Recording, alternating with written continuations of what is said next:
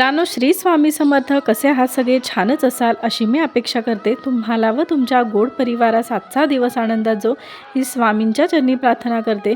मित्रांनो, आजचा विषय खूप खास आहे आणि महत्त्वाचा आहे. रोजच्याप्रमाणे खूप महत्त्वाचा आहे आणि सगळ्यात महत्त्वाचे म्हणजे आजचा व्हिडिओ हा महादेवांवरून आहे की शिवलिंग पूजेचे काही महत्त्वाचे नियम मी तुम्हाला सांगणार आहे.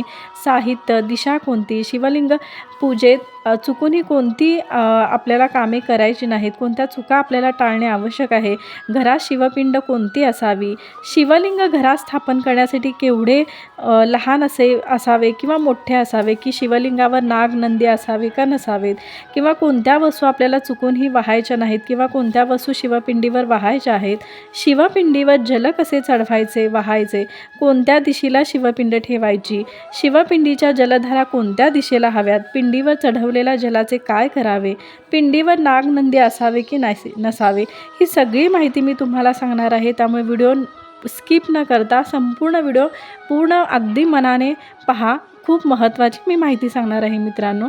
आणि तुम्ही जर माझ्या चॅनेलवर नवीन असाल तर प्लीज मला सबस्क्राईब करायला विसरू नका. मित्रांनो, सगळ्यात महत्त्वाचे, आपण जे आपल्या घरी शिवलिंग म्हणजे शिवपिंड ठेवतो त्याचा आकार कसा हवा. आणि मंदिरात जे शिवलिंग स्थापन होते ते खूप मोठे असते, त्याचा आकारही कितीही मोठा असो, पण असे शिवलिंग फक्त मंदिरातच असते. पण घरात शिवलिंग हे लहानच असावे, आपल्या हाताच्या अंगठ्या एवढे हवे, यापेक्षा मोठे नसावे. आपला अंगठा जेवढा आहे तेवढ्याच आकाराचे शिवलिंग आपल्या घरात हवे. ते मग दगडी असो, संगमरवरी असो, पितळेचे असो, स्फटिकाचे असो, चांदीचे असो, सोन्याचे असो, कोणत्याही धातूचे असो तरी चालेल, पण त्याचा आकार हा तुमच्या अंगठ्यापेक्षा लहान असावा, किंवा अंगठ्याबरोबर असला तरीही चालेल, पण अंगठ्यापेक्षा मोठा नसावा. जेव्हा तुम्ही महादेवाची पिंड मित्रांनो बाहेरून घेऊन येता, एखादा शुभ दिवस पाहून आणायचा आहे, तेव्हा त्या पिंडीवर जलाचा, दुधाचा किंवा पंचामृताचा अभिषेक करूनच महादेवाच्या पिंडीची स्थापना करावी. स्थापनेनंतर पिंडीच्या हृदयाला आपले तर्जनीचे बोट लावून ओम नमः शिवाय असे 108 वेळा आपल्याला म्हणायचे आहे. तेव्हा पिंडीत जीव निर्माण होतो. त्यानंतर शिवपिंडीवर भस्म, अक्षता, अष्टगंध, धूप, दीप, फुले वाहून पूजा करावी. मित्रांनो, महादेवाची पिंड घरामध्येही एकच हवी. एकपेक्षा अधिक पिंड घरात असणे म्हणजे कोणतीच पिंड कार्य करत नाही, देवाचा आशीर्वाद आपल्यावर राहत नाही. मित्रांनो, कोणत्या वस्तू शिवलिंगावर चढवाव्या आणि कोणत्या वस्तू चढवू नये. ज्या घरात महादेवाची पिंड असते त्या घरात कुठलाही मोठा रोग घरात प्रवेश करत नाही, व्यक्तीला बाहेरची बाधा होत नाही, घरात कोणतीही वाईट शक्ती प्रवेश करू शकत नाही. शिवलिंगावर मित्रांनो कोणत्या वस्तू वाहाव्या व कोणत्या वस्तू वाहू नये हे मी तुम्हाला सांगते. महादेवांना ज्या वस्तू प्रिय आहेत त्या म्हणजे बेलपत्र, धोत्रा, भांग अत्यंत प्रिय आहे. तसेच अक्षता ही आपण शिवलिंगावर वाहतो. चंदन, भस्म, बेलाचे फळ, बेल, पण चुकूनही महादेवाच्या पिंडीवर केतकीचे फूल अर्पण आपल्याला करायचे नाही. तसेच कारण केतकीच्या फुलाला महादेवाने शाप दिला होता की की ते फूल महादेवाच्या पिंडीवर कधीच वाहायचे नाही. ह्या गोष्टीची काळजी घ्या. हळदी कुंकूसुद्धा आपण महादेवाच्या पिंडीवर वाहायचे नाही. तुळस अर्पण करायची नाही महादेवाच्या पिंडीवर, या गोष्टीची मित्रांनो काळजी घ्या. शिवलिंगावर रोज जलधारा झाल्या पाहिजेत, हे खूप महत्त्वाचे आहे मित्रांनो. जसे रोज देवांना आपण आंघोळ घालणे आवश्यक आहे, कारण आपण रोज आंघोळ करतो मित्रांनो, मग देवांना का रोज आंघोळ घालणे आवश्यक आहे, देवांना का नाही. आपण रोज आंघोळ करतो या गोष्टीची आपण काळजी घेतो, पण देवांना रोज आंघोळ घालणे हे तितकेच आपण याची काळजी घेणे आवश्यक आहे. देवाने आपल्याला ही सृष्टी दाखवली, निर्माण केले, त्या देवांची काळजी घेणेही तितकेच महत्त्वाचे आहे. मित्रांनो, शिवलिंगावर जेव्हा आपण जलाचा अभिषेक करतो त्या जलाचे काय करावे. ते जल कधीही तुळशीला वाहू नका. तुम्ही दुसऱ्या कोणत्याही झाडाला घाला, पण तुळशीला घालू नका, या गोष्टीची काळजी घ्या. मित्रांनो, शिवलिंग जेव्हा तुम्ही देवघरात स्थापन करता त्याची दिशा ही उत्तर पूर्व दिशा सगळ्यात महत्त्वाची मानली आहे. दक्षिण दिशेला कधीही शिवलिंग स्थापन करायचे नाही. शिवपिंडीची जलधाराची दिशा ही जिथून जल पडते ती दिशा नेहमी उत्तर दिशा हवी, या गोष्टीची काळजी घ्या. कारण काही लोकांना समजत नाही की जलधारा हीची दिशा आपली कोणती असावी. तर मित्रांनो, जलधारा, शिवपिंडीची जी जलधारेची दिशा ही जिथून जल पडते ती दिशा ही नेहमी उत्तर दिशा असावी, या गोष्टीची काळजी घ्या. मित्रांनो, शिवलिंगावर नाग असावा की नसावा.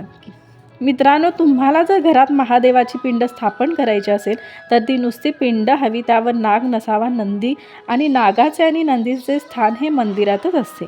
शिवपिंडीची पूजा झाल्यानंतर कालभैरवाष्टक, शिवस्तोत्र नामावली, शिवमहिम्न स्तोत्र हा आपल्या आयुष्यासाठी, किंवा ओम त्र्यंबकम यजामहे सुगंधी पुष्टिवर्धनम उर्वारुग्मेव बंधनात मृत्युर्मोक्षेमामृत, असं तुम्हाला जेवढे मंत्र येतील तेवढे म्हणा.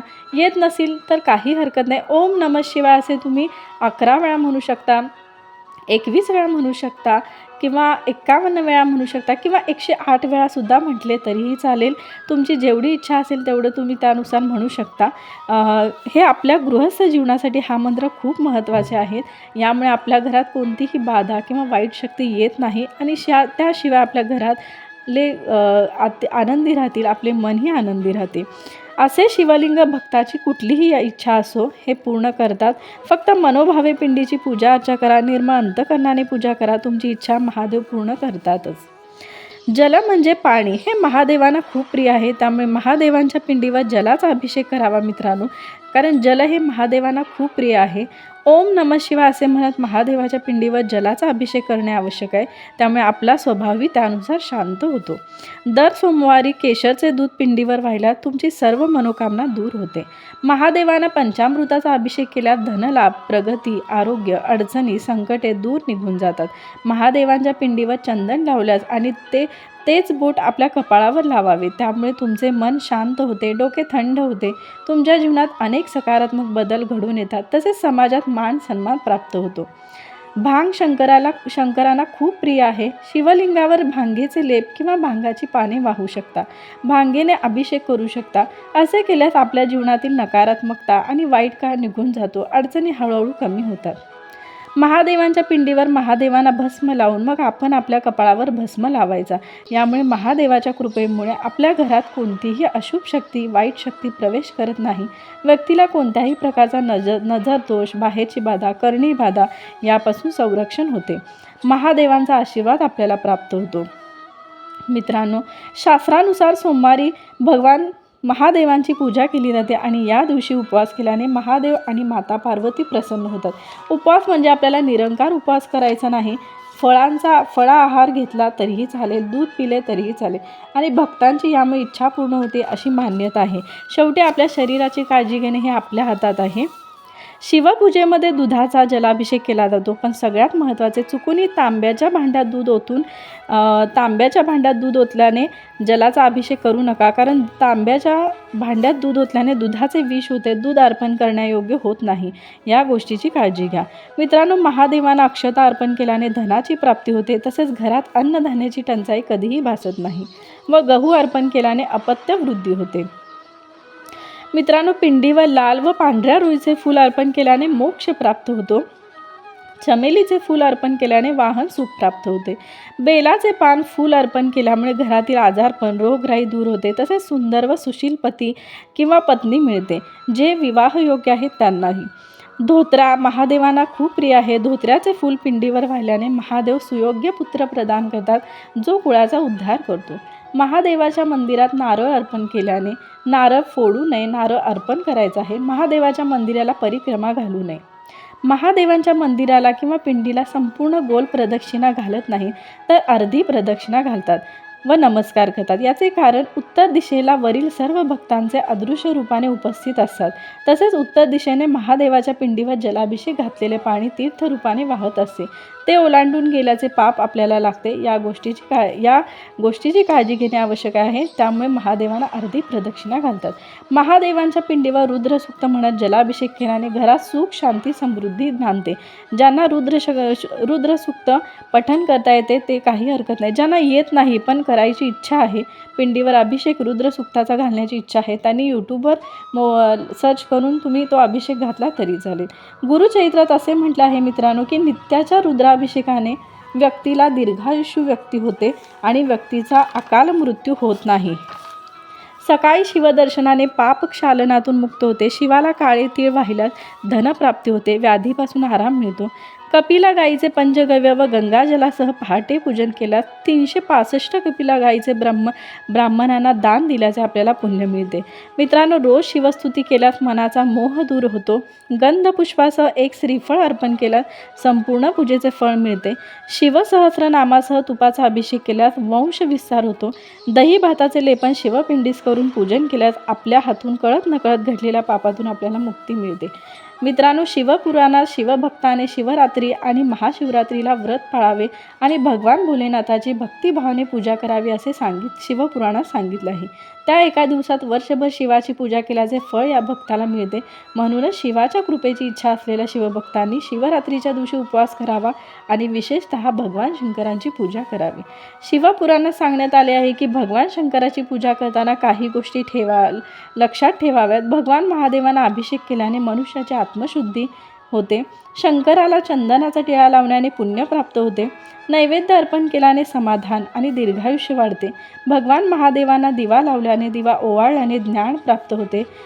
पान म्हणजे तांबूल अर्पण केल्याने मनुष्याला सर्व संसारिक सुखाची प्राप्ती होते.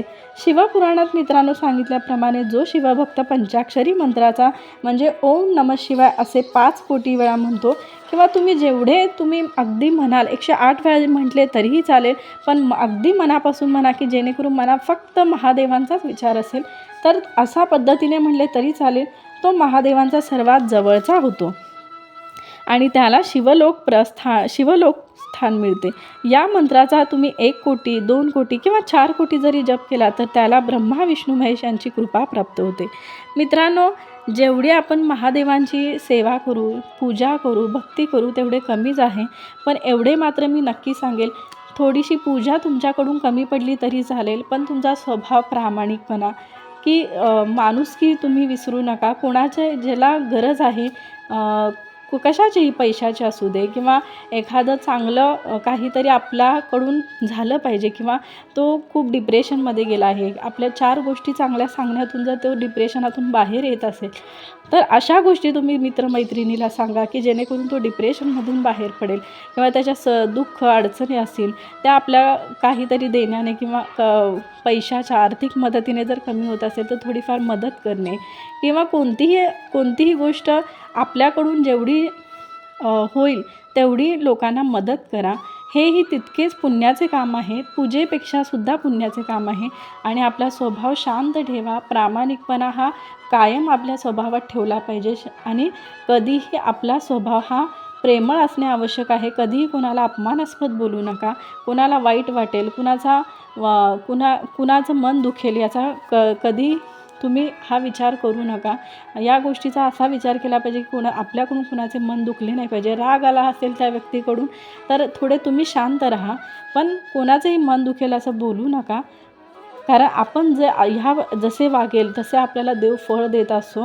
आपल्याला भले असं वाटत असेल की बाबा मी एवढे वागून जर मला देव का माझ्याकडे बघत नाही, तर असं नसतं. शेवटी चांगले कर्म असेल त्याचे फळ हे लवकर नाही उशिरा तरी भेटतेच, हे लक्षात ठेवा मित्रांनो. आणि देवाचा हात सदैव आपल्या पाठीशी असतो. त्यामुळे एवढेच बोलून मी माझा व्हिडिओ इथेच संपवते. व्हिडिओ आवडला असेल तर प्लीज लाईक करा, शेअर करा, सबस्क्राईब करा आणि वेळात वेळ काढून तुम्ही माझा व्हिडिओ पाहिल्याबद्दल तुमचे खूप खूप धन्यवाद. आणि कमेंट्समध्ये ओम नमः शिवाय लिहायला विसरू नका मित्रांनो. श्री स्वामी समर्थ.